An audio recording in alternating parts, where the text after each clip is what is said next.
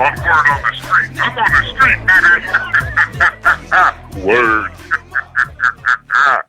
What's up, people? Welcome to the special edition of the Word in the Street podcast, coming at you live on a Saturday for a change. Me and Jake from the MMA podcast just hopping on, just talk, catch up. It's been a while, people. It is July 12th, the year 2014 AC after Chael. This is the first podcast I've done, Word in the Street podcast I've done, since the firing of Chael Sonnen by the UFC and Fox. Since they tried to drag him out, make him the fall guy, humiliate him, disgrace his name.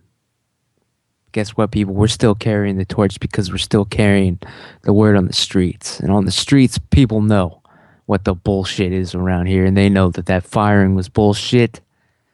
They know what kind of person Chael is. They know why he's their favorite fighter, and they don't care what kind of chemicals their favorite fighter had inside of him.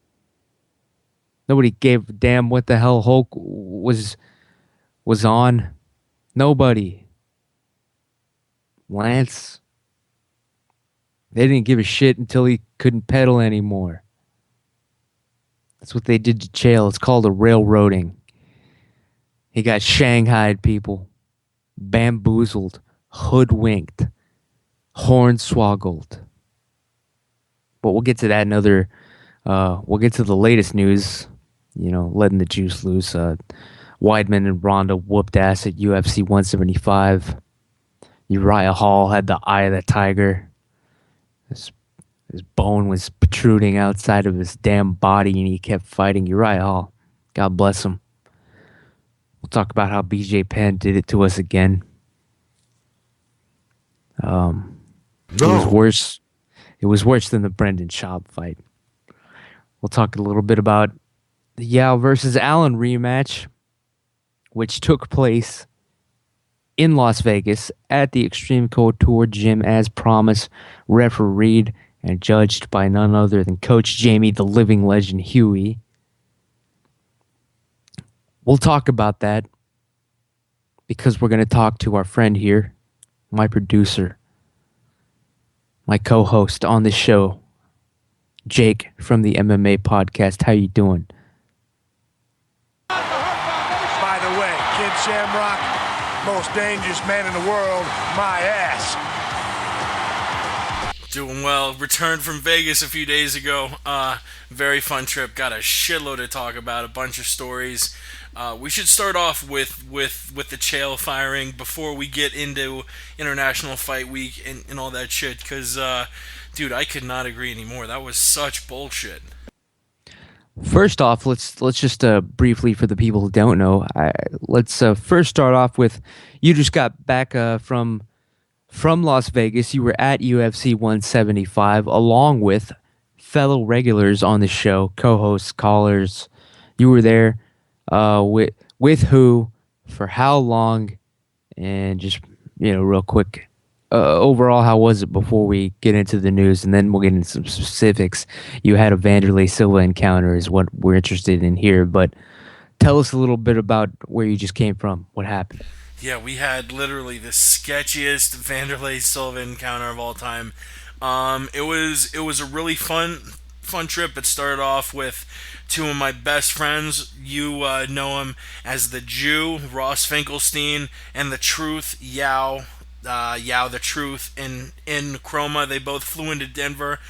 They stayed in Denver a couple nights, and then we drove from Denver to Vegas, met up with Alan, Westland Eagle AH, and his brother Hunter at Hiro Shinwoo.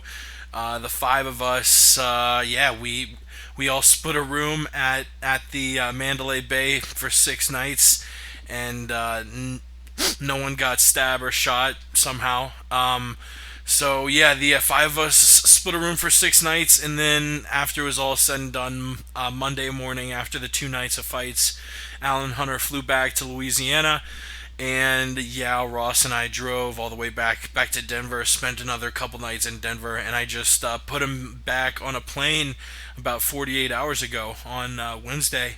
It was, I don't know, it definitely was a long trip. It was 12 days, 11 nights. I think Ross and Yao were relieved to get home, but still, it was a really really fun ass trip, and I'm looking forward to the next one. So you guys were there for the entire fight week. We were there for Fight Week, the UFC Expo. We all went to UFC 175. We all went to the tough 19 finale. Over the course of the week, we all are. I mean, I don't train MMA, but Alan and Yao were pretty much daily going over to Extreme Couture to train. Jits and boxing and kickboxing and stuff like that. And yeah, we had a really really fun ass time. We went to the Mandalay Bay wave pool like 5 or 6 times. I had a car and Alan had a rental car, so we were able to drive around a bunch, go and visit places. We drove Yao past the Mayweather Boxing Club because he's a big fan of Floyd's. We were able to go to Walmart the first night and pick a bunch of groceries up and cook them on Alan's hot plate. Because Hot food, plates, Jesus Christ. yeah, food and pretty much anything in Las Vegas is just over the Food and top, drink, man. ridiculously expensive. So the move is get some sort of a rental car, travel off the strip, pay what it actually costs Eat in some real sandwiches in the hotel yeah. room. Yeah, like we had a shit load of soup. We all were eating tuna. We all actually were eating pretty damn clean. Um, No way, man. far, Fuck that, man. That's as ridiculous. as far as drinking, I was telling you before. My buddies from Florida, they drink hard. Like they go after it. And between Ross, Allen, and Yao, there were zero drinks drank in Vegas, and Hunter, would have 1 or 2 or 3 drinks here and there. So I had one of two options. I either could sort of fit in and be like, well, I don't want to be the only one drinking, and I don't want these guys to think I am an alcoholic, and I'll just take it easy. Or I could say, I don't give a fuck. I'm in Vegas. I rarely ever get to go to Vegas. These dudes probably know I'm an alcoholic already because I'm Irish. So I was putting them back, especially Saturday, Sunday night. That's what I'm talking about, I think man. Monday or Tuesday night, Ross and I went to some like Irish like pub like in the Mandalay. And the scary part was Ross is like, yeah, dude, you seem totally sober. I was blackout wasted, ladies and gentlemen. I didn't remember a Damn. thing. Not a Ross thing. just doesn't know, man. Yeah, Poor young boy. once he gets in, He's a fool. in college and he's dealing with drunk people 24/7, he'll probably get a little bit better at looking Yeah, for the signs. But he's out of his yeah, element. exactly. It's ridiculous, man. But we have a lot of specific things I want to touch on. But yeah, it was a wild trip. Well, wait. Well, about if you had to guess, how many fighters did you come into contact with Fight Week, UFC 75, the tough finale? We saw so many. I'm talking talk to. Oh, like chatted with and talked to. Yeah. It Real was encounters. it was really cool. It was like Tuesday or Wednesday, and I was taking Yao to an evening training session at Extreme Couture. And if you're staying at the Mandalay, the valet is free. So I was using the shit out of it. You tip the valet 1 or 2 bucks every time. I don't mind tipping people money. I'd much rather tip than pay some fee that just goes to some Can't tip like Rashad, rich though, ass man. fuck. You got to bring it in Vegas to get the respect. Yeah, but no. Yao and I are waiting on my car, and a taxi pulls up, and it's Mighty Mouse. And what was really funny is Yao is sitting there with a pair of Beats headphones and a jug of water, wearing training gear with a Jocko bag. He comes up to us and asks Yao, "Hey, are you fighting this weekend?" Holy and shit. Yao is like frozen because I think Mighty Mouse is like one of his top two or three favorite fighters, Of course, how could he not be? if not his favorite fighter. And Yep. Yao was like, no, I'm just going over to train, The hell, he didn't one even day. promote our fight. And Johnson's like, oh, I saw the water and stuff. I was wondering if you were on the prelims, and then he said, you'll get to the UFC eventually. And I think was a little too sheepish to tell Mighty Mouse about his fight with Allen. He should have, But man. He should have been yeah, proud. yeah, it Mighty was Mouse probably knew about the fight. He listens to the show all the time. really cool meeting Mighty Mouse. We bumped into a bunch of fighters after the tough finale, and we saw Scoggins. Just a bunch of people. We actually saw. You guys, Kelvin? We did. That was at the comedy show. Really quick, I wanted to say after the tough finale, we bumped into Ray Longo and Matt Serra, who it was funny because Ross has worked at Longo's gym, and the second Longo sees Ross, honestly, I didn't know if Ross is lying to us about no one. Yeah. I He mean is a liar. He I mean, if I worked at his gym, I would say I saw him a bunch too, whether I did or not, because working at the guy's gym and never seeing him, that's just a lame ass story. And as you said, Ramses, he is a liar.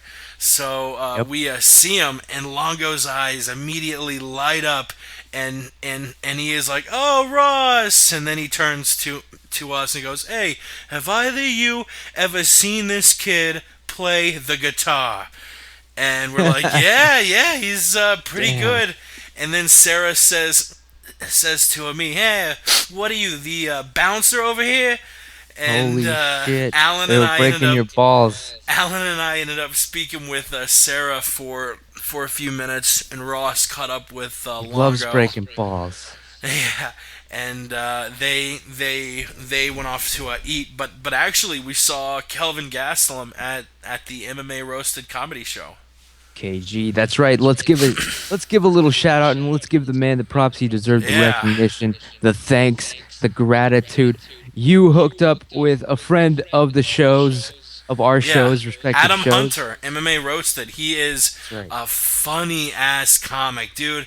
He gets a lot He's of a flack generous on man. Twitter, but we went and saw him live, and I'm not just talking him up. Him and the guy who went before him, Ron Jostle, but especially him, the MC and the opener.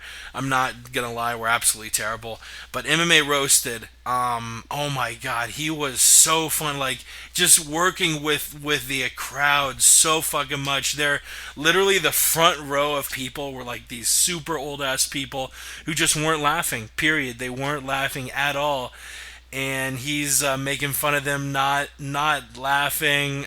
There was a Fucking super dinosaurs. old drunk ass dude in the back of the room screaming out "I can play a piano one finger," and he's like, "All right, piano, Who good to can't? know." Yeah, right. But dude, there were so many fighters there. Forrest Griffin, Kelvin Gastelum, Luke Barnett, Juliana Pena, Matt Hughes, Phil The whole Davis, point is playing it with more than one finger. Tyron Woodley. Dude, MMA Roasted does not give a fuck. Woodley walks in 20 minutes late, and the first thing he says is, "Hey, look everyone, it's UFC welterweight Tyron Woodley." And then he makes a joke. "Yeah, looks like the black people are late. What else is new?" And then he goes, "No, but honestly, man, I'm really glad you showed up, unlike you did in your last fight against Rory." And the entire club is just "Oh, holy!" God damn. It Cuts deep. was amazing. Rambo knife. Yeah. Jay Huron was also there. Cub Swanson also there. Just a ton of fighters. It was really cool seeing everyone. Alan was super stoked to see Kelvin Gastelum because that fucking savage. Literally, just a few days before he flew out to Vegas, he drove from Louisiana to San Antonio to see Kelvin fight. Then Oh yeah, drives he was back, and yeah, yeah. So he has been to the last three UFC events. But there. Jesus yeah, Christ. the show was fucking amazing. We saw it at the L.A. Yeah, it was the L.A. Comedy Club in Bally's on the Strip. If you're in Vegas, go check out the L.A. Comedy Club.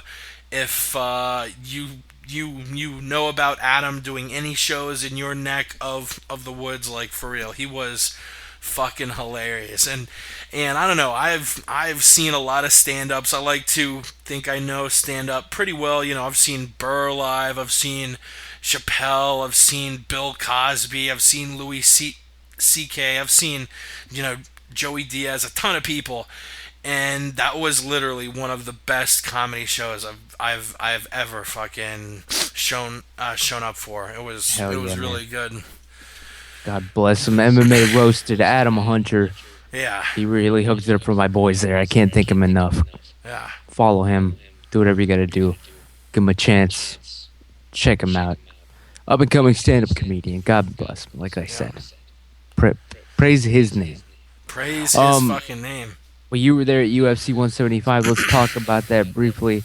Uh, well, actually, man, Man, it was just a fucking shame that Chael wasn't on the fucking card. Like it had, like we had known that yeah, Chael had retired from destroyed their fighting, numbers. but just the fact that the UFC had like literally fucking Karen Bryant a few days before the fight is literally coked up or drunk or on bath salts or something. Literally one of the She's most on that soul glow. bizarre things I've ever seen. She is asking these fighters insane questions, literally interrupting the fighters to give her own thoughts about shit. Like I mean, I'm like she obviously was on something, and I'm not trying to rip her or slander her, I but don't from understand. what it looked like, she appeared to be fucked up, and the fact that Karen Bryant, like, literally, what does she do other than wear pants that are way too fucking small? Like, she like it's to let shit go on with former employees like you have it's my mind starts Was that going during a fight week? million. Were you actually there? I wasn't there, but I think Alan may have been there or Ross. No, Ross. I remember we were in the room, and Ross is like reading off quotes she's saying off at Twitter, and it's just like, what the fuck is going on? But I don't No, know. The it was fact the nuts, man. UFC. I mean, fucking Matt Hughes, like That rapist dude, Matt Hughes, rapist. is a VP for the UFC, but you're gonna fucking kick a guy out who's retired for doping. Like what? Yeah, it was It's all said and done, man. That's the part that doesn't make sense about the firing of Chael Sonnen. It had nothing to do with being a broadcaster. This is just, it's the same thing as the firing of my favorite radio host, Anthony Cumia. It's just a knee also jerk reaction. bullshit. Yeah. Just knee jerk. They think there's going to be some sort of movement, some sort of outrage, some backlash, sponsorships, this and that affected the legitimacy of radio or the sport. It's horseshit. We knew anybody that listened to Anthony Cumia on the radio show already knew what kind of guy he was. Anybody that was a Chael Sonnen fan, Exactly. we knew he was on Exactly. the juice since the Anderson Silva fight. That was the whole deal. That was practically his gimmick. All right? It's just and bullshit.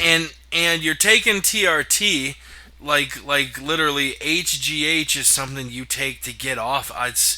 It's complete horseshit along with the Kumia thing because yeah, like they hire him to be this like crazy outspoken radio host who will say anything, and you fire him because he says something outlandish. What? Yep. The exact same Yeah. thing he gets paid for. He tweets it out in his private life. Doesn't even matter. Has nothing to do with the show. Just like Chael Sonnen. Sure, he was, just cooking up a cocktail to keep himself level. I actually told Dana in Vegas to rehire Chael. Yeah, man, you and a lot of I- other people. Did you I, guys uh, actually come across Mr. Dana White? Did he I think- reveal himself? I I've think heard he I was may. just Yeah, in I hiding. think I may have been the only one who saw Dana after the Penn fight, because Penn is my favorite fighter ever. I literally sat in my seat Christ. after everyone left. It was super sad. So yeah, I was just like sitting there as the place cleared out, like inside my head, all by myself is a playing. I'm just fucking super sad about Penn You getting know what? Let's mauled. talk about that actually. No, Fuck wait, no, no, UFC no, no, no, no, 175 for now. wait. But then Dana is walking out, and a bunch of people are going to the ends of the section toward the tunnel, to get shit signed by him. And Dana gets to me and sort of looks like, all right, what am I gonna sign? And I was literally just like, rehire Chael! And everyone, like literally, everyone starts clapping and Yeah, shit. man. And Got a like, Ric Flair I woo. was the last one, so all Dana did is sort of turn his head and laugh, like he actually was laughing his ass off at like after I said it. I think because the crowd was all like clapping and shit. And I mean, I'm like not lying. Like 3 or 4 people walked up after I said said that being like, "Fuck yeah, they gotta hire him back, man." I'm so glad someone said that. Yeah, I tried to find somebody to, I came up with a quick, I'm proud. I'm a proud Sonnen fan.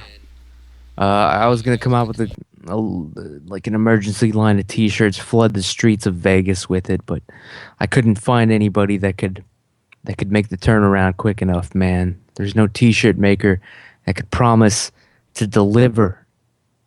I just couldn't do it, people. But we have to keep the dream alive. Mr. Sonnen was wronged. Now they're even trying to juice him for an extra $250,000, $250,000. The athletic commission's coming at him for it, trying to tax him. Man. That isn't even competing anymore. They already took his job. They took his dignity. They took his name. Chael, Chael still has every single dollar that he got from the UFC, and guess what? He's got a Of course he baby. does. He's got a baby on the way. I his life has been hectic as fuck, from doing UFC tonight in LA every single week, to training for a fight, to I believe he Bamba was staying at his house for a That's while. right, man. So he's entertaining guests. He's literally juggling 10 plates. I think this is gonna be a welcome respite for him. He's got a kid coming. Just chill out. Have that first part of that kid's life to be around. You aren't running around the country every day. I wouldn't. I mean, honestly, if I had to bet whether he does or not, I bet Chael eventually gets a job back with the UFC. If not, I mean, he'll certainly get a job doing commentary or some sort of work in MMA somewhere. Because I mean, Sonnen is a guy people want around. So yeah, He needs to it's start his own damn podcast. hell yeah. Just in the meantime. He's got to jump on the word on the street with you, me, and Coach Jamie. He's welcome to co-host anytime he wants. Take over the show. It don't matter. You hear that, Mr. Sonnen? What they did to you, that's the true disgrace.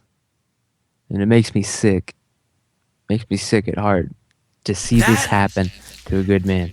and he was so loyal to the UFC. I actually It's the was worst listening part, man. to Sonnen on the Steve Austin show, and Steve asked him, Chael, would you ever be interested in doing pro wrestling? And Chael's answer was honestly, like, I'm too loyal to Dana and the UFC, and they've done this and that for me, and I'm loyal to them. And honestly, let's be fucking real. Chael Sonnen has done more for the UFC than the UFC has done for Chael Sonnen. I mean, so many of the big pay-per-view fights of the last few years have been headlined by Chael Sonnen. The first Fox card, or the first Fox Sports card, Chael versus Hua. Both of the Chael versus Anderson fights were blockbusters. Chael versus Jones, that was giant. I mean, the guy has pulled in so much money and been so loyal, and the company was just so fucking quick They to be like, knifed all him right, in the back, man. bye, see ya. So you know what? If fucking anything, let's get Chael in the WWE to get him that world heavyweight championship.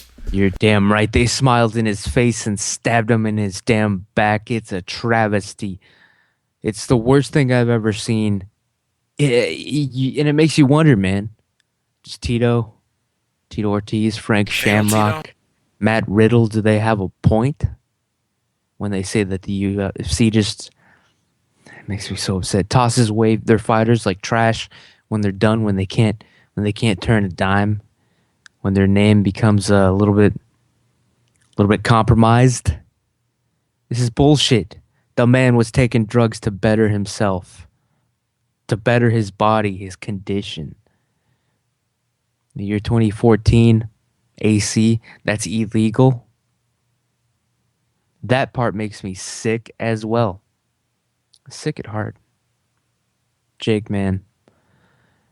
And I guess you must have been sick on Sunday night after the tough finale, dude, over there in Vegas. You witnessed that live, that travesty of not only well, the BJ Penn fight. You just said it yourself. He's one of your favorites of all time. Maybe he's even your GOAT. He's you know what I mean? Like maybe you have posters of him. Maybe you were betting on him. Maybe you believed that this comeback was going to be the one. All of those are true. Jake, man, you witnessed an ass whooping that left everybody shaking their heads, disgusted. I heard people were leaving, but you can confirm that you were there. You might have left yourself, and nobody would blame you. BJ Penn was destroyed. Absolutely belligered, battered, broken, made to feel less than. He was humiliated. He was truly disgraced. He had a stance that resembled an 1880s boxer. Jake, man, you were there. You saw your hero, just Frankie Edgar, man, two-pieced him, and then eventually worked his way up to 7-piecing him at a time. BJ Penn looked like a Hawaiian Rihanna by the time Frankie Edgar was done with him. What'd you think? What was it like seeing your hero absolutely destroyed in front of your eyes and crushed?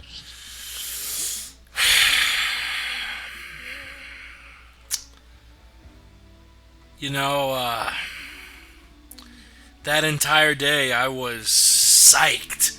My favorite fighter, BJ Penn, moving down to featherweight. He looked amazing. He looked motivated. I was absolutely sure he was going to beat Frankie Edgar. When he walked out, the building exploded. I was losing my shit. I was screaming. I was giving Yao high fives, saying Penn's going to win this shit.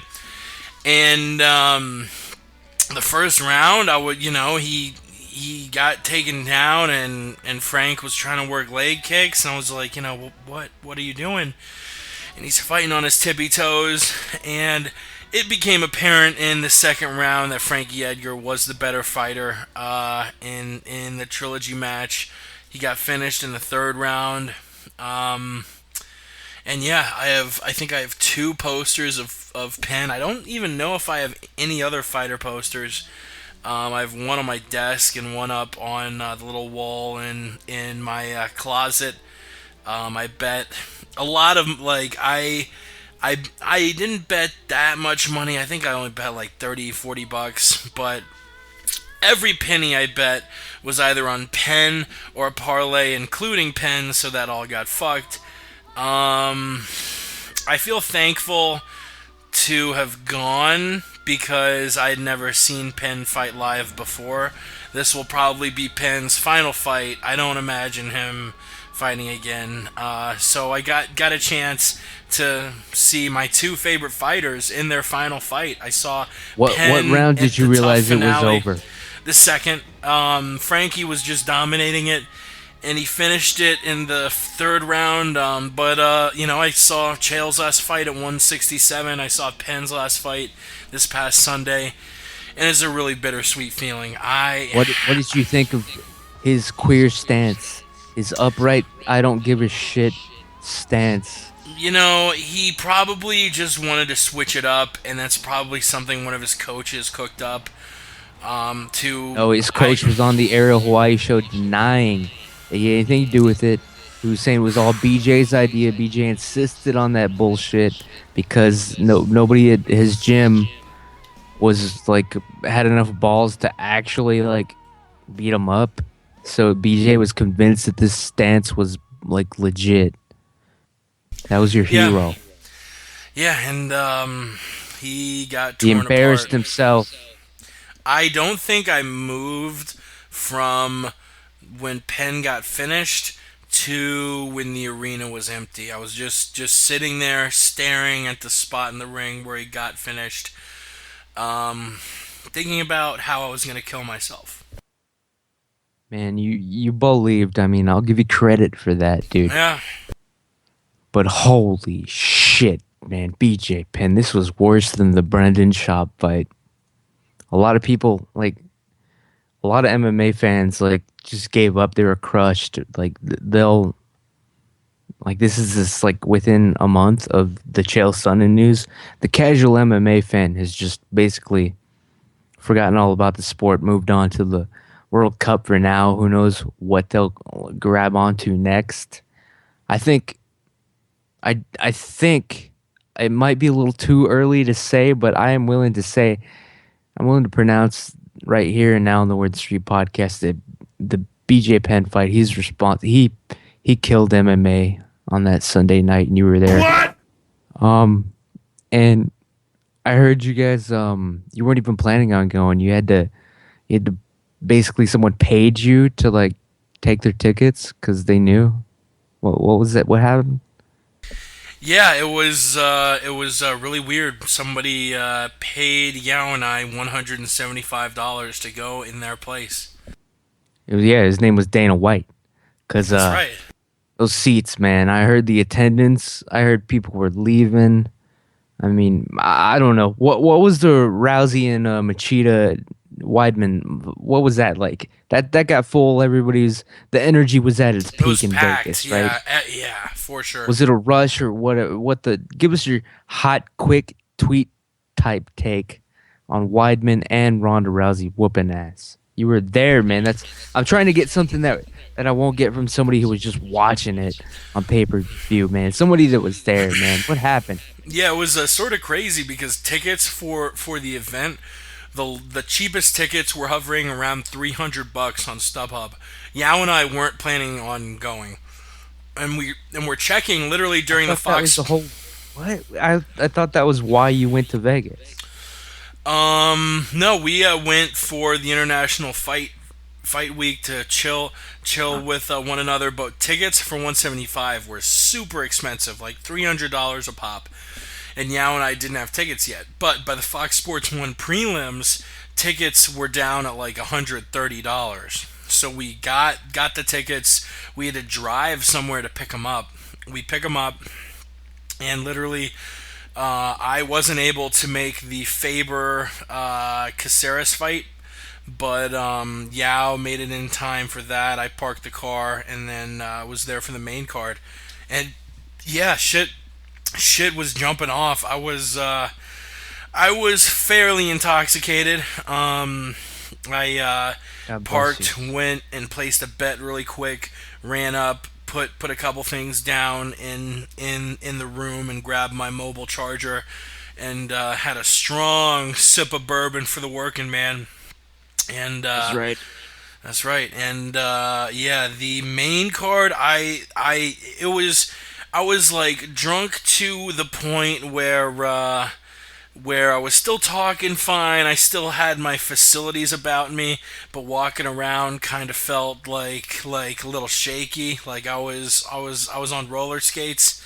So I'm walking up. I'm looking at Twitter. Everyone's like talking about how Struve died or something. I don't know. And I'm like, what the Yeah. fuck? And then I got to my seat, and it was weird because for the tough fight, we sat in the 100 section, and it was totally fine. But I'm a pretty tall guy, I'm a pretty big dude. Our seats in the they literally were in the second to highest row in the entire building, and the seats in front of me, like literally my these seats were just pushing into both of my kneecaps because there was absolutely zero leg room. So that wasn't Bullshit. that fucking cool, but yeah, it was packed. The place exploded when Rousey finished Davis. Um, what else? The Weidman fight. I was pretty drunk, and like, dude, crowd noise really affects what you think of a fight during the fight. Because It's judging on true. crowd noise alone, I thought Machida won the fourth and fifth rounds. I got back and It's watched the fight arguable. over. No, I watched the fight over, and I think it's a very, very, very clear cut 4-1 Weidman. The only round that Lyoto won was that fourth round. It seemed very obvious. So yeah, crowd like it was the same thing. The main event of 167. I scored first round of George just based on the crowd noise. Um, I went back and watched it and saw George really didn't win, which is wild too. Like you think about it, the both of those fights, George and Johnny and Chris Weidman and Lyoto, both of those fights are in America, and you have the American fighter getting cheered for less than the Brazilian or Canadian fans. It's kind of embarrassing, to be honest. That would be like Chad Mendez and Aldo doing a fight in Rio, and you have more fans cheering for Mendez. Yeah, man. We saw. Well, we saw the World Cup Brazil. Their own people start to cheer against them. Start to cheer for Germany. Anything's possible is what I'm I trying to would tell too you. after it's 7-0.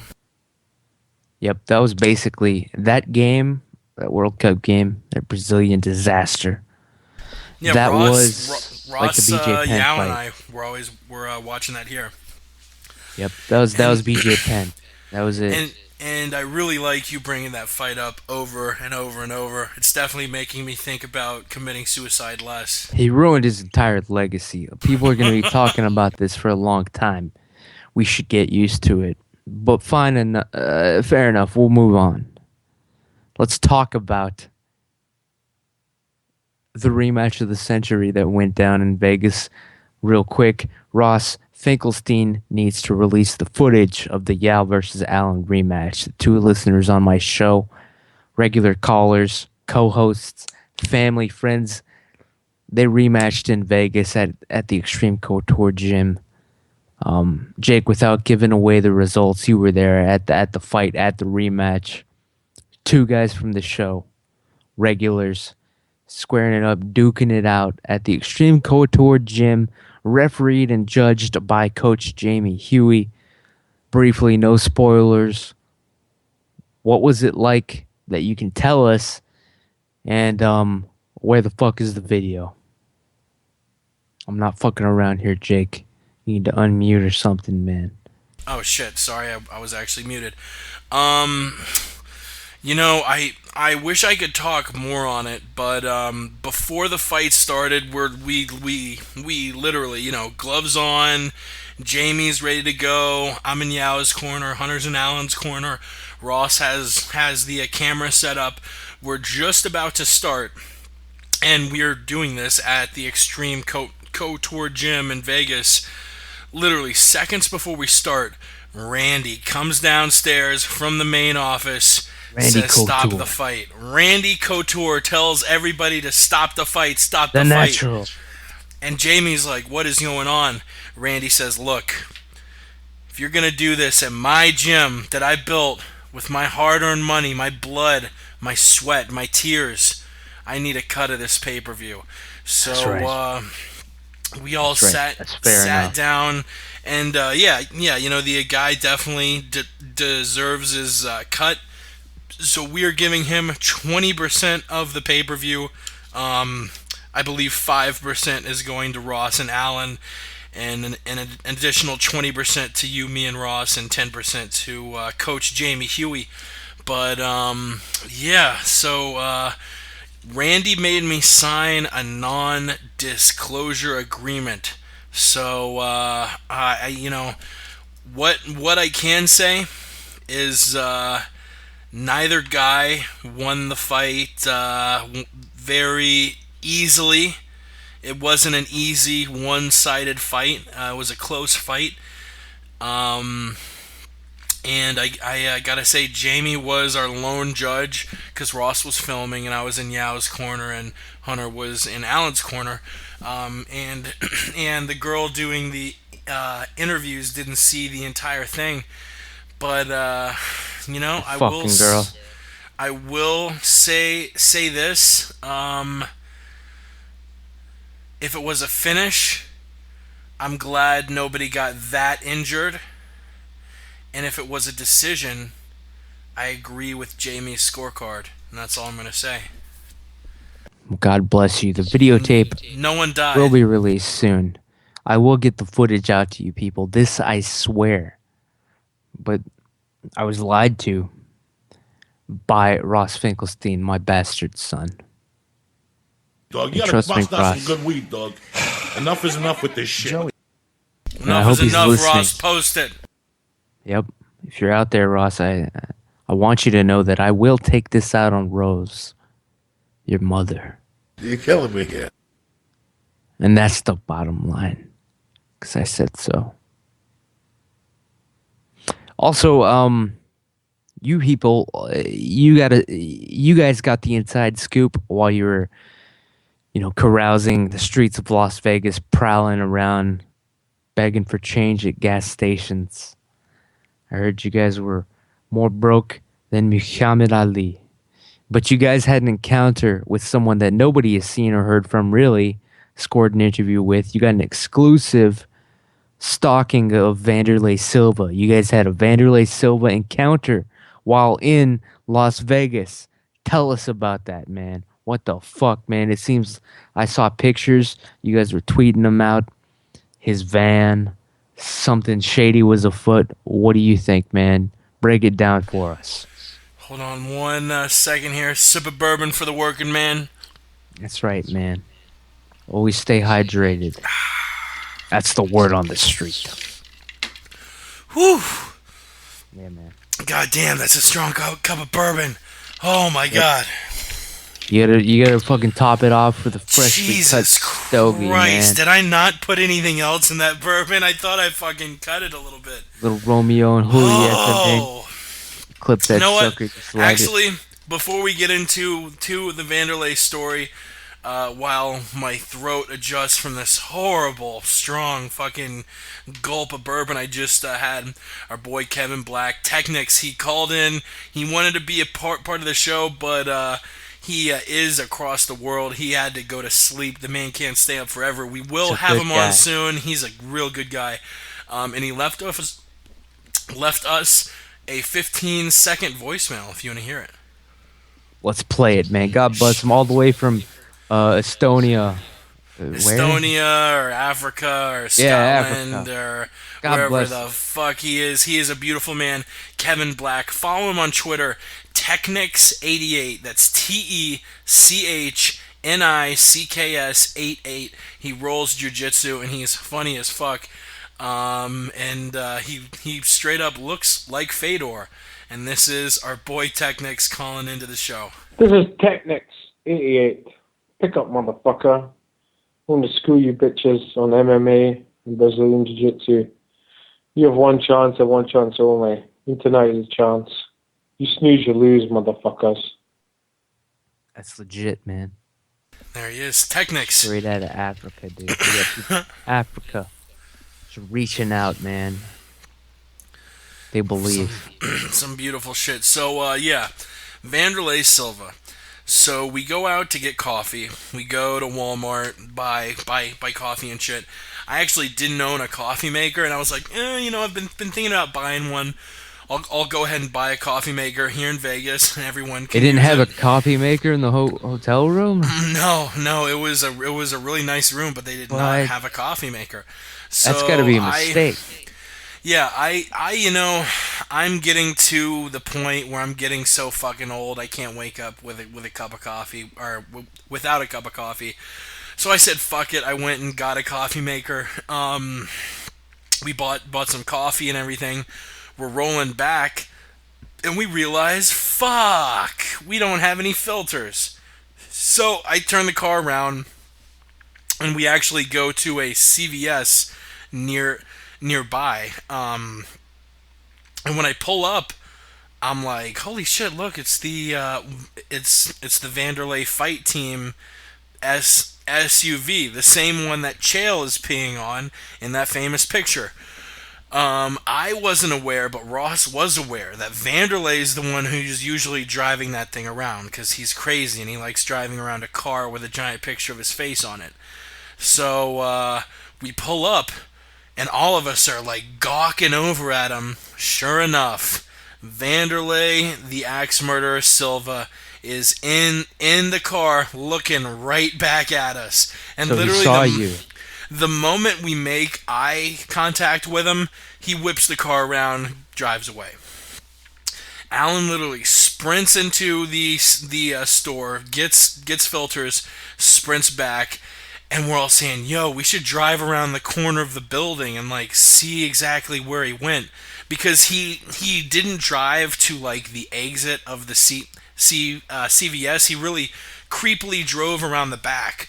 So we drive around the back, and it leads to a parking lot of a grocery store, where we see the Vanderlei car parked in like the darkest corner of like the parking lot. And Vanderlei's literally pacing back and forth, calling someone. A red truck rolls up. He gets in the red truck. The red truck drives away.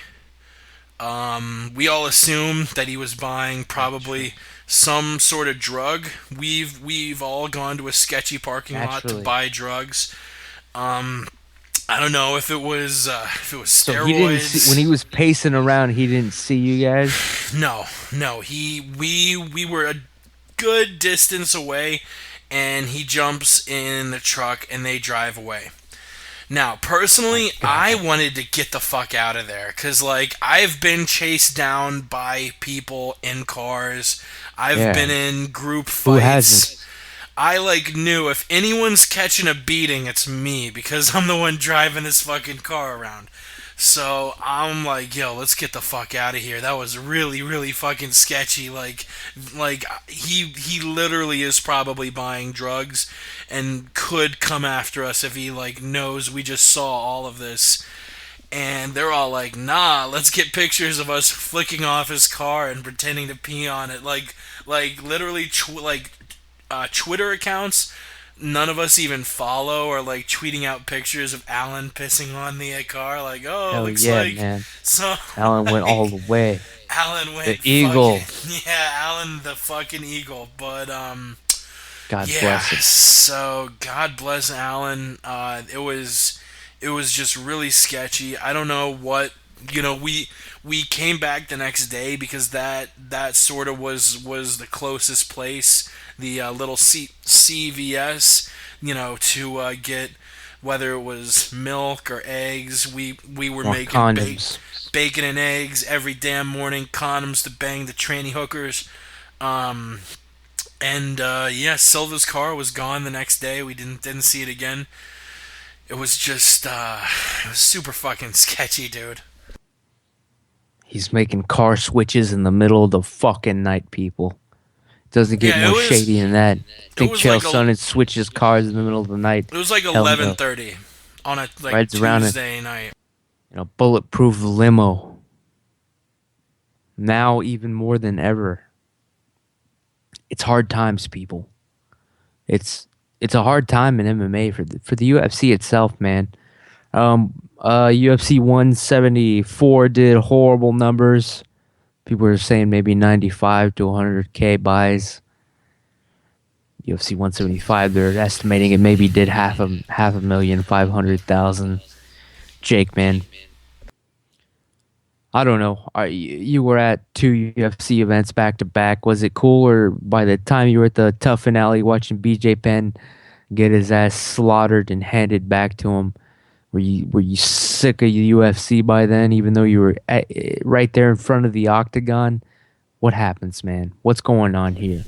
No, I would have gladly gone to a third event Monday. As far as the drop in numbers, I think the answer is very simple.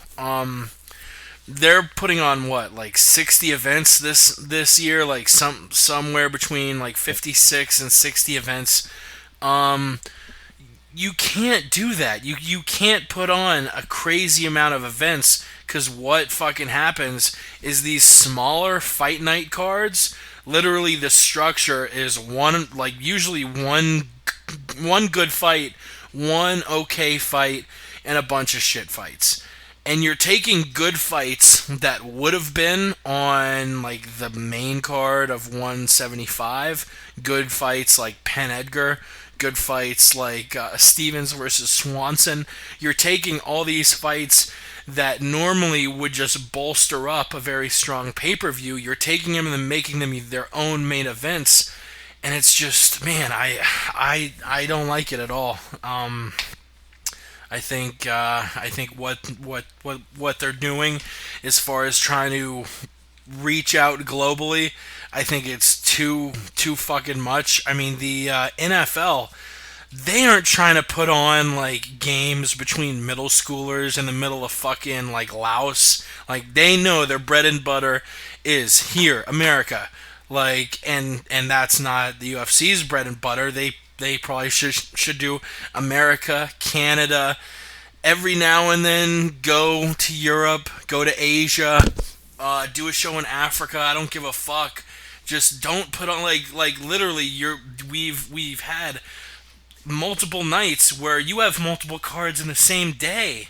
Like, I'm a huge fight fan, but if there's like literally going to be 25 UFC fights over the course of a Saturday, and I'm interested in like 3 of those fights, I'm not going to spend my day watching fights as much as I want to. And that, and the people that do want to watch it, awesome, and that's not my biggest gripe with it. The biggest gripe with it is it's taking talent off of cards. Like, think of the last few pay-per-views. UFC 172, 173, 174, 175. Normally these cards would have top to bottom main cards that are fucking spectacular. But instead, you're stripping the pay-per-views, putting these good fights as main events on fight nights, and every single one of these last handful of pay-per-views, you have 1, 2, 3 fights that are worth watching, and the rest of it's dog shit. What do you think about Gina Carano, man? She's coming back. Dana White says he's going to sign her for sure next week. Obviously, just to put together a fight with Ronda Rousey. Just part of this is disgustingly based on the fact that they're both hot babes, dude. Which one of them is hotter in your opinion? And aside from that, who is going to win the fight? That's a tough one. I do kind of have a thing for blonde chicks. And just knowing the just ferocity and heart that Ronda has, It's hard to go against Rowdy Ronda Rousey. And it is sort of a freak show. I mean, like, if they were being real, they would make Gina fight like 3 times before she got a title shot. But what likely will happen is she'll get an immediate title shot because the UFC is smart and the UFC knows Ronda versus Carano. For them, is a huge payday. So you have one or two options. You can just let Gina cut in line, but you cash in on the payday.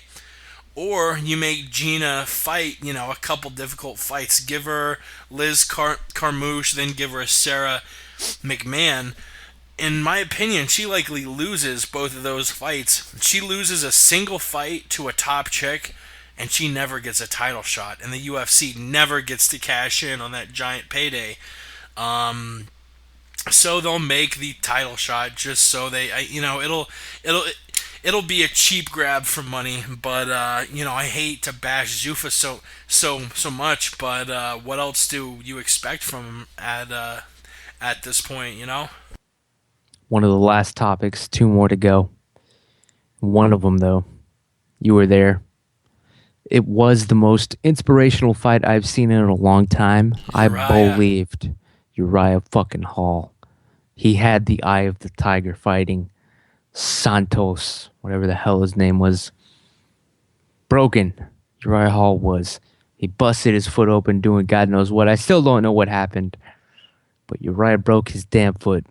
His toe was split. The bone, the actual bone itself was sticking out. By the end of round 1, we knew it was broken. The doctor wanted to call a stop to it, but they convinced him that his bone had been sticking out prior to the fight. They let it go. The crowd loved it. The second round, you were like, all right, the doctor's got to stop it now. There's no way. They showed a close-up. You could see the whiteness of raw bone, just calcium, That was composited, surrounded by blood. Talking in Pulp. Wrestling terms, that was the biggest pop of the entire night. The crowd gave the biggest reaction, not to Rousey's finish, not to any part of the main event, but when they zoomed into Uriah's toe and showed it on the Jumbotron, the entire crowd just goes, "Oh!" Like everyone's turning and cringing. That's right, dude. Awesome. And because everybody was thinking, what if that was me?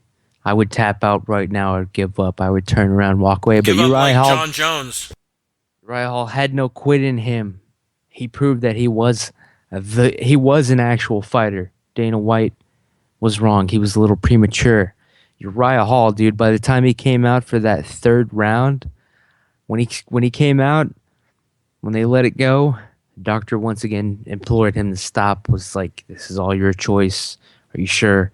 Uriah Hall was like, fuck yeah, let's do this. After that moment, I heard in my mind, I could hear it in my head, the Believe theme song. It started playing right when Uriah Hall started that 3rd round. And he whooped that man's ass, scoring points left and right, power strikes, fearless. I believed in Uriah Hall. It was inspirational, man. What was it like being there, dude? He's a friend of the show, by the way. Uriah Hall's been on many times. We spoke to him. We had one of the only interviews he did for UFC 175. Jake, man, tell us, man. You witnessed the greatness. I think he's going to be a champ someday. He has it in him. Yeah, I'm actually looking for the video right now of his post-fight interview. That's right. He had an awesome post-fight speech too. I'm trying to find it now. It was totally believable. It was something that not even Bo Dallas could pull this off, man. It was totally Uriah Hall speaking from the heart. Ruined in his foot. Yeah. Broken. Still fighting. Being an inspiration, man. I sent him a message afterward, man. I told him, man, that was the craziest fucking display of belief I've ever seen. He said, thanks, man. Yeah, I can't find a video, but I've got the quote. And what he said is, if you're not going to go after your dreams, you merely exist. You don't want to just exist. You want to do something. go be a part of life. And yeah, the guy's got a mangled up toe. I did see him in Vegas. I didn't speak with him long, but really, really nice fella. And he wears his heart on his sleeve. You gotta respect him for that. Since the loss to John Howard, it really looks like he's been upping his mental game more and more. And the sky's the limit for Uriah Hall, man. Did Yao get to meet him? I do not think so. Oh man, that would have been awesome. God bless. Actually, I think they may have. I just wasn't with him. Yeah, I need to hear that story, man. Tune in Tuesday on the MMA podcast. Yep. So Uriah Hall, that was a damn good fight. He won. Tuesday will be me, Ross, Yao, Allen, and the man himself, Ramses, from the Word on the Street podcast. You're goddamn right. 2 more topics to go. Real rapid fire, Jake. It was you. It was Ross Finkelstein, my bastard son. It was Yao the Truth. And it was Alan the Eagle. And I believe it was his brother Hero. Exactly. Now, statistics and odds are not that this matters. At least one of you was a fancy boy. Which one was it? It was 2 of us. It was Hunter and Yao, who literally... I saw a picture of them in bed together. Yep, they when we were in the room, they would spend most of the time in bed with one another, touching one another, doing stuff like touching one another's butts with their feet, and then being like, "Stop it!" Yeah, exactly. Another question, just switching things up, has nothing to do with MMA. It came in from Twitter. People want to know if what we think about the existence of Bigfoot. Not Bigfoot Silva, the actual Yeti monster creature itself, the missing link ape.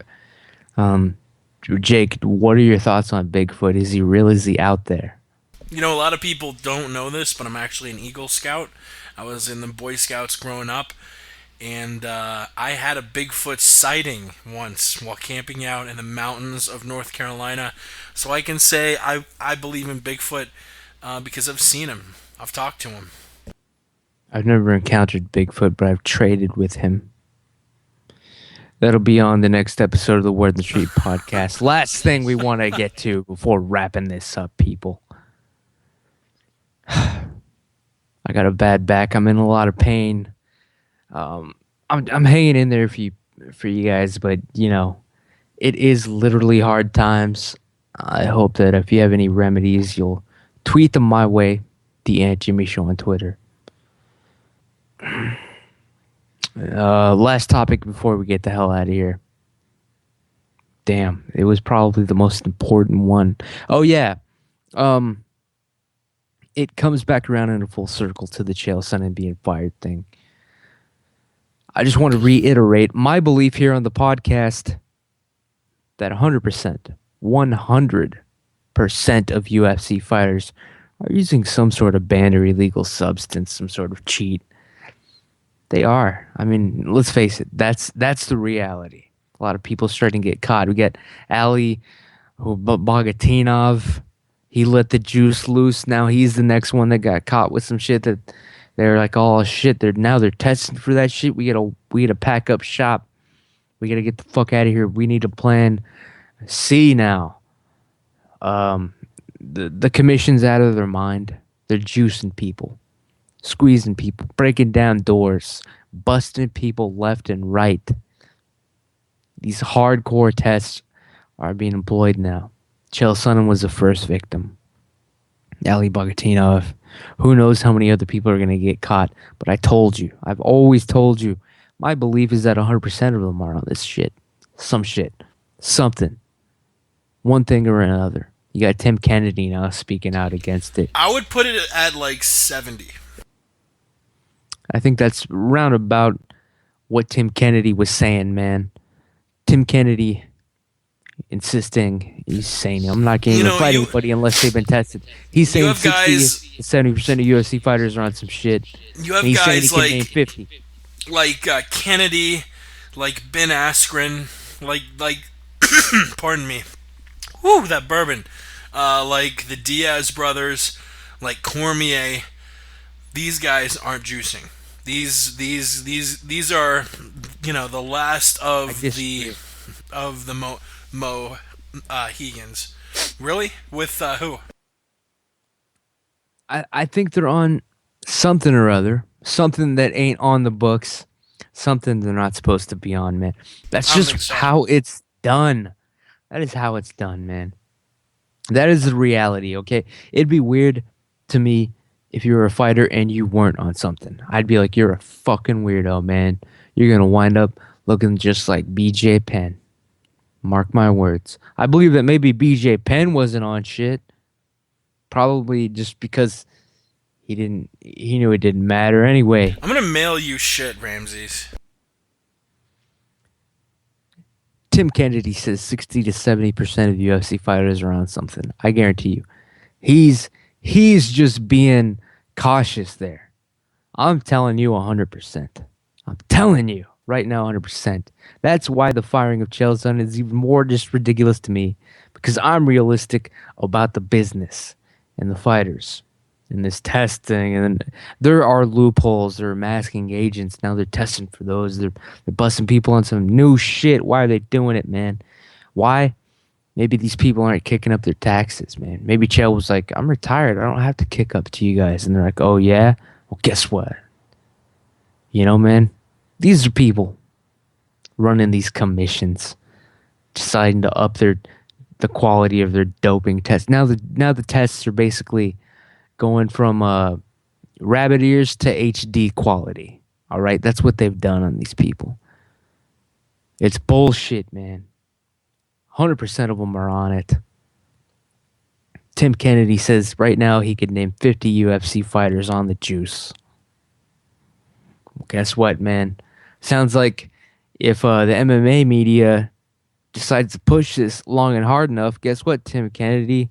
You're going to be testifying in front of Congress, wasting the taxpayers' money on some bullshit about giving up these 50 names. You It's guys sick. like Ariel Let and the Potter juice who want to loose. bury these fighters, That's who right. like they want to bury the fighters who make it possible for them to have a job. Let the juice loose. Without the juice, you think Shogun versus Henderson 1 ever happens? Give me a fucking break. I bet even Forrest and Stephen Bonner were on some fucking cheap ass steroids. Yeah, Were they You know, testing the Bonner tough was. fighters? Where were the tough test results? Did you ever see them? I didn't. Those guys were slugging away pain free. Think about that, people. You want to kill the sport? Let the juice loose. It's a controversial angle, but it's my angle. 100% of them are on it. I challenge any fighter to come on my show and prove that he's not on the juice. I have a special test. Word on the street. Anyway, that'll do it for There our are Saturday a couple edition. more the Oh, really? Struve thing, and Oh, yeah. Struve, and of course B-Gate 2014. Oh, yeah. Let's talk about these bees, man.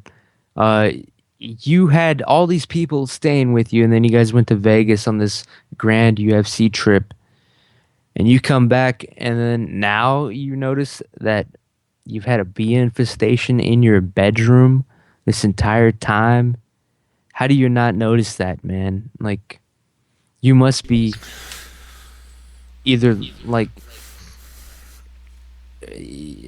you're probably either retarded or you're in denial. I'm in How did you denial not of notice bees. a hive Well, of bees? I'm Clearly, you must have smelled the honey. I'm positive they came when we were in Vegas because before we left, I actually just tested the window to make sure it was locked and there weren't any yellow jackets there. And we get back, and I like see a bee the first day back. I'm like, what in the fuck? And I kill it. And then my first morning back here, literally like a bee, like my first conscious thought is I'm sleeping under a single sheet, and my first conscious moment of the day is reaching down, feeling a bee stinging my chest, and crushing the bee through the sheet. And it's like 6:45 in the fucking morning. I'm like, okay, this is like the third bee I've seen since we got back from Vegas. Where the fuck are these bees? Poke around in my closet, nothing. I'm walking around, and I see I have a little curtain set up, and I look behind the curtain and look behind the blinds. Sure enough, there are like 100, which I thought at the time were bees. The pest control guy later explained that they were yellow jackets. Apparently the guy living upstairs, I don't know if like the apartment's empty or this guy just likes being stung by yellow jackets, but he apparently had like 2 or 3 times like a bigger hive in his window. Just I was the guy who reported it once I got back from out of town. That's really what I'm kind of curious about. But yeah, luckily What if it's a candy man, dude? He's got to live somewhere. I never thought of that. But the pest control guy looked just like What if it's Opie. the Gold Dust Brothers? Oh man, you know what? They are black and yellow. That's what I'm saying. Told you, time isn't linear. It's a celestial, cosmic clock. That's true. Well, I'm celestial though. That's hardcore, man. It's a cosmic celestial clock, son.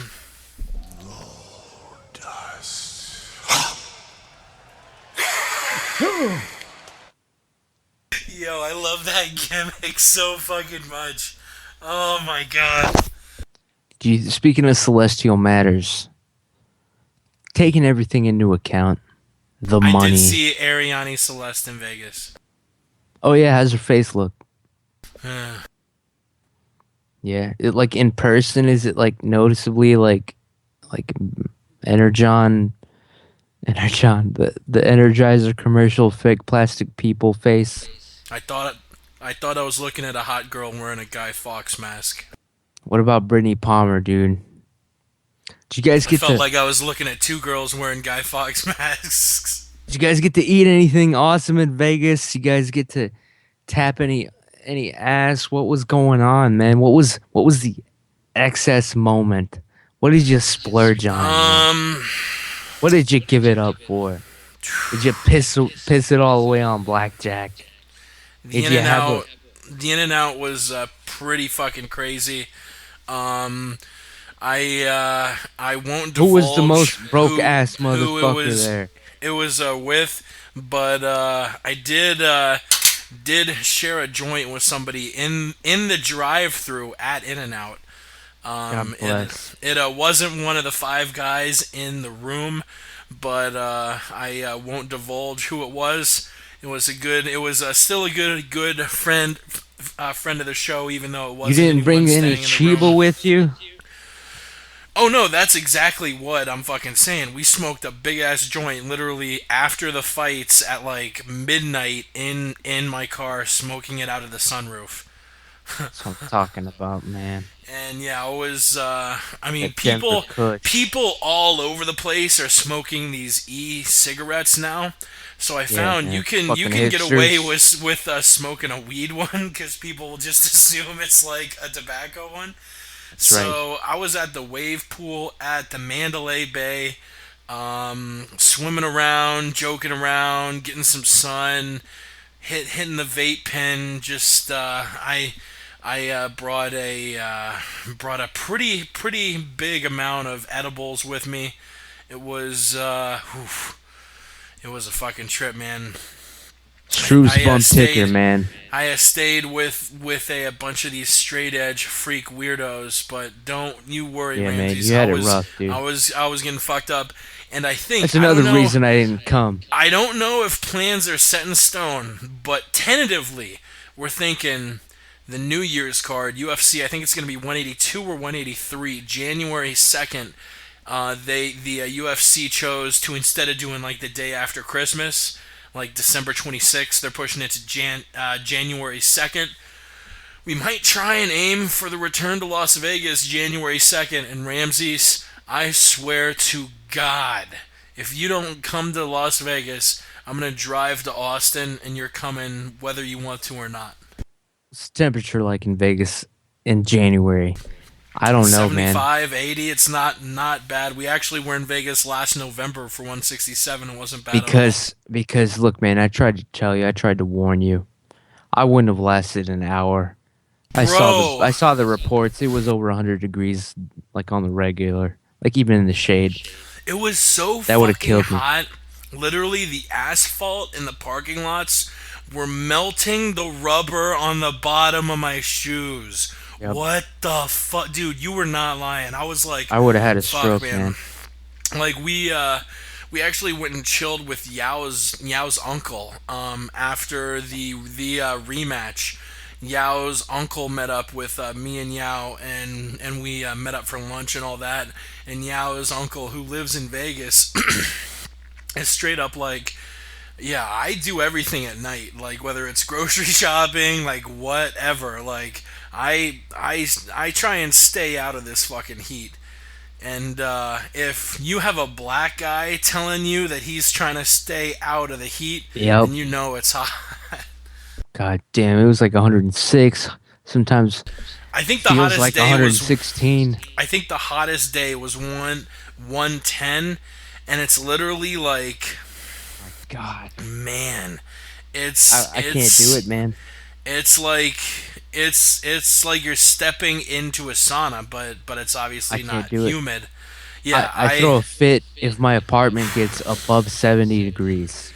every like we would leave, like I only Fit. could deal with it because we didn't spend that much time outside, but we would like drive to a CVS, park the car, spend 5 minutes in the fucking store, speed walk back to the car so we wouldn't be in the fucking heat. And when we got back in the car, it had only been parked for 5 minutes, but we're still like, oh my god, put up the windows, crank the AC.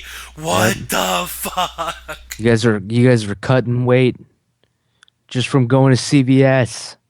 Alan lost It's 7 preposterous. pounds. Alan lost 7 pounds in Vegas.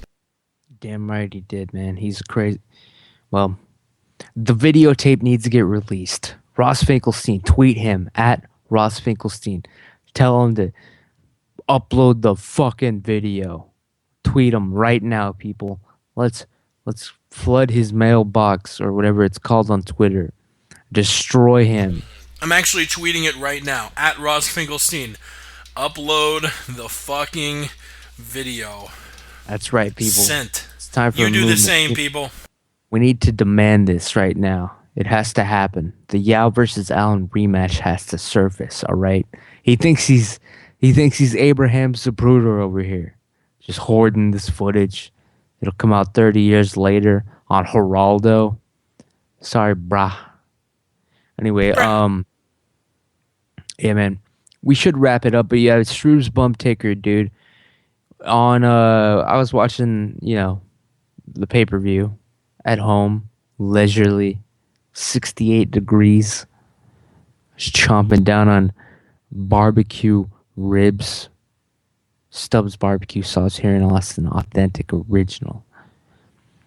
And they announced that the Struve versus Mitchell fight was canceled. I heard it on Twitter. I heard the rumblings a couple minutes before it even happened. Everybody was pissed off. I was pissed off. I'd already dropped down my coin on this pay-per-view. Now 20% of the content was going to be missing. Struve fight was canceled. I heard about it on Twitter. Then they announced it on the pay-per-view. How did you guys hear about it in the fucking arena in Vegas? I was just And what's drunk. your take? I was just pretty drunk walking in when I was checking Twitter, and I saw that the fight was canceled. And at first, I was very concerned for Stefan Struve, thinking like, damn, this guy has heart issues, and now he's passing out before a fight. This is not good at all. And now that I really can think about it, Jesus Christ, as if MMA didn't, get hurt enough earlier in the day when Justin Gaethje beat the living shit out of a one-armed Nick Newell on NBC. As if the sport hadn't gotten hurt enough, you almost had this giant 7-footer with a bum ticker die on live television. Yeah, he didn't die, but even if he had just passed out, imagine if he passed out during the walkout. Imagine if he passed out in the ring. UFC dodged a bullet here. I wonder if Struve's going to be alright. I mean, the guy has fought top talent before. Mark Hunt, Roy Nelson, Dos Santos. He's fought guys better than the meathead. So I gotta assume this is more of like a heart issue than it is like a mental issue. So, I'm a fan of Struve. He's definitely got talent. But fuck, I don't want, the guy to fucking die on us here. Yeah, I guess I'll back you on that one. I don't want him to die. But kid cost me money, I mean, he owes me money. So you do want him to die? No, I'm just saying, man, he's got to pay me back at least for me to forget this. Otherwise, a panic attack. We were talking about it before. This kid's 30 fights in. He's had more than 30 fights. Now he's having panic attacks. Second, that means he's done, man. That's it. You know what I mean? Look at me. I have a bad back, but I know I'll be back at least. I have confidence. I haven't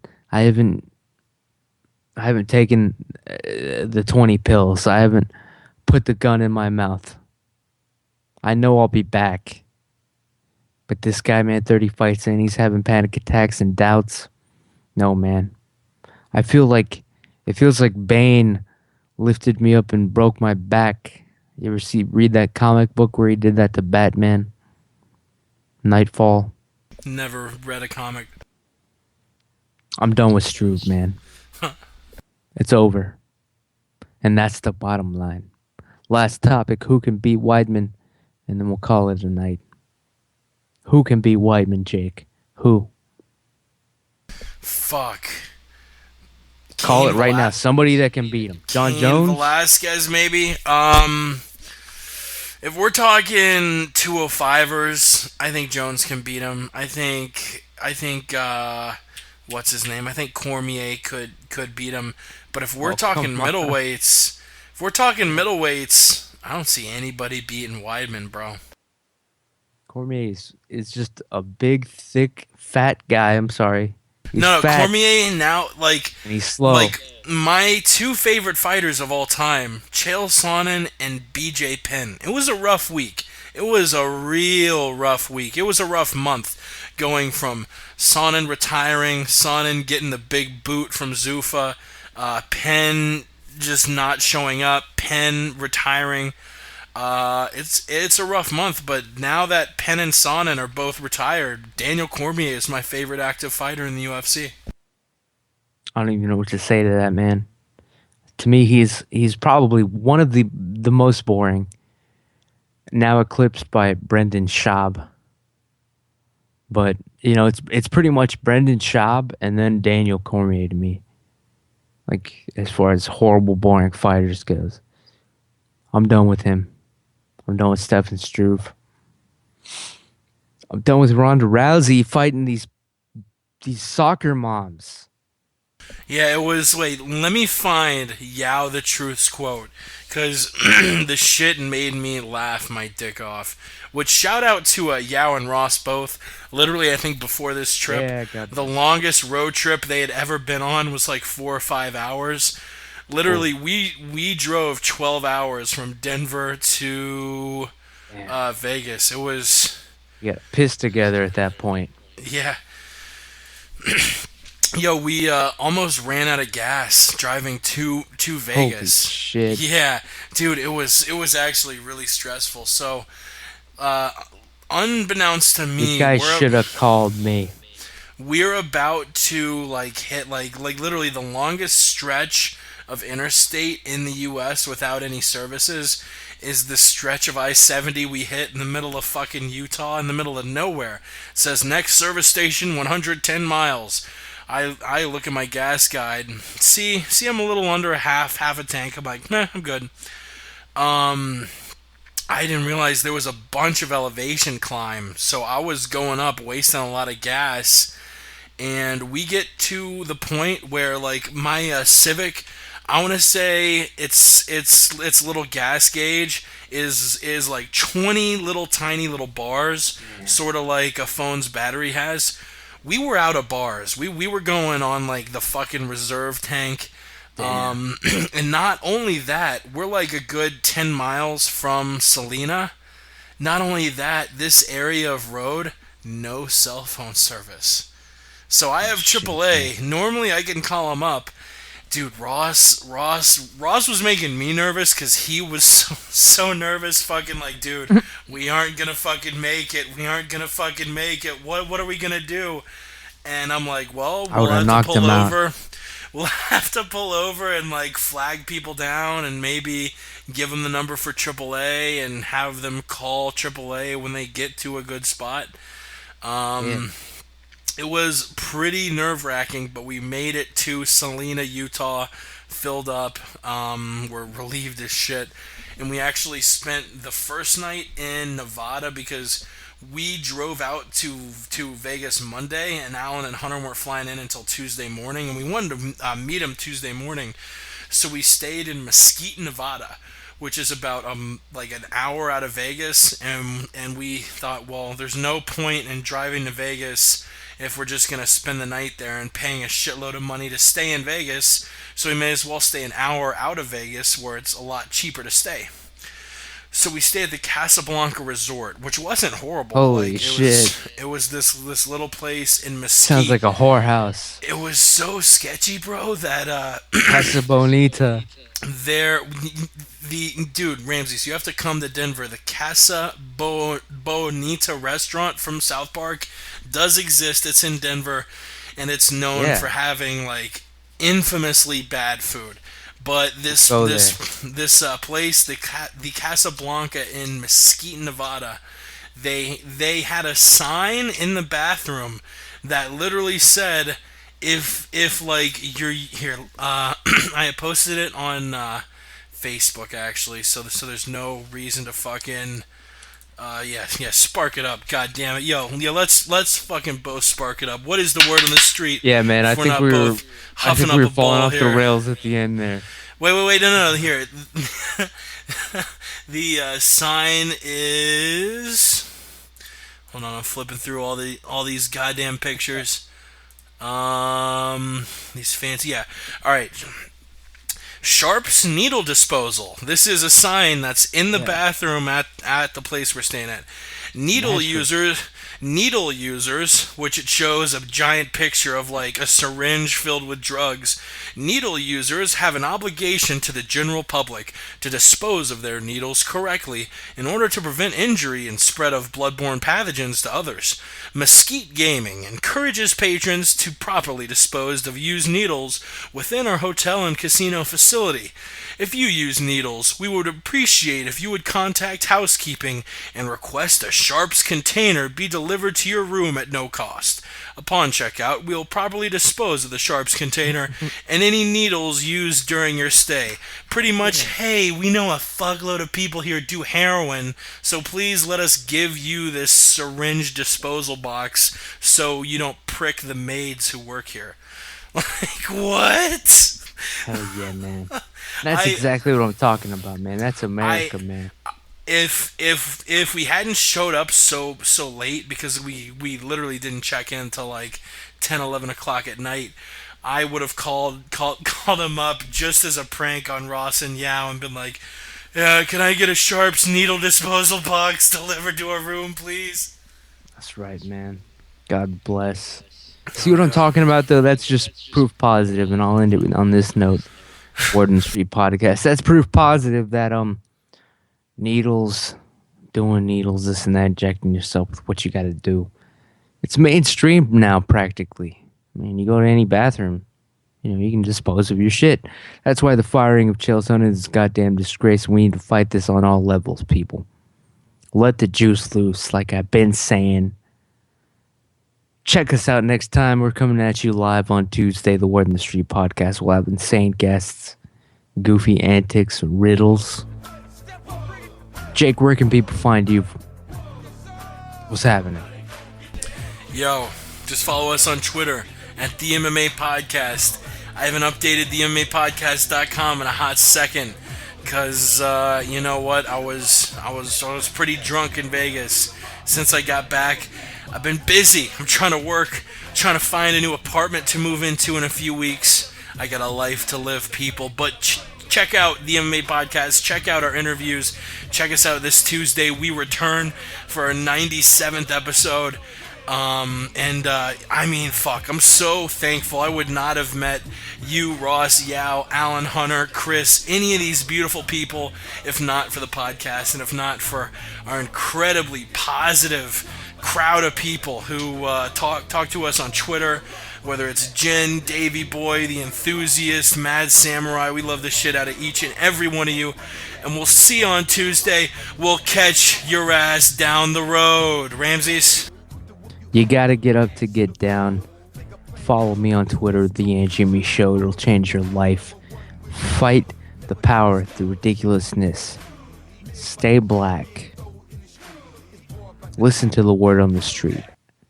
And that's the bottom line. We are out. Play,